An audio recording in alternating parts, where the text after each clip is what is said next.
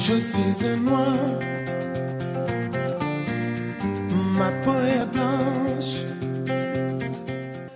De violences et de fausses idées reçues sur les personnes atteintes d'albinisme, il faut beaucoup de résilience et de persévérance. Et c'est ce qui caractérise les personnes atteintes d'albinisme en République de Guinée.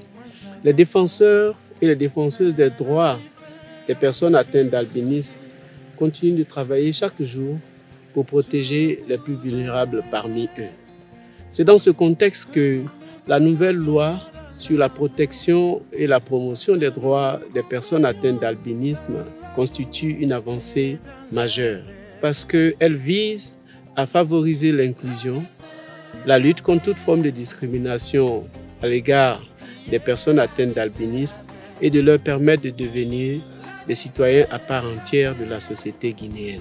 Dans le cadre de la mise en œuvre de cette loi, vous et moi pouvons faire une série d'actions simples qui ne coûtent absolument rien. La première chose que nous pouvons faire, c'est de changer de langage.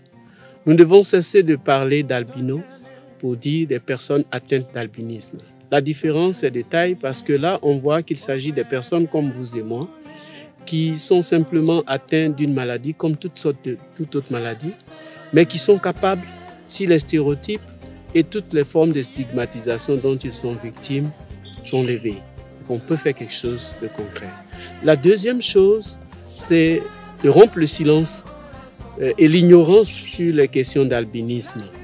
Toutes ces croyances qui les assimilent à des fantômes ou des objets de fétiche et de sacrifice doivent être bannies si chacun d'entre nous change de regard par rapport aux personnes atteintes d'albinisme. La troisième, c'est de leur accorder l'accès à la justice. De faire en sorte que, dans la mesure où la nouvelle loi interdit formellement la mendicité, l'exploitation et toute autre forme de discrimination à l'égard et de violence contre les personnes atteintes d'albinisme, que la justice fasse son travail. Il faut que les cours et tribunaux de la République guinéenne s'approprient cette nouvelle loi-là et fassent en sorte qu'on les respecte au même titre que toutes les autres personnes, les citoyennes et les citoyens de ce pays. L'autre chose, c'est de changer de comportement et d'attitude. La loi met l'accent sur la responsabilité de la famille dans l'éducation, la protection et la promotion des droits des personnes atteintes d'albinisme.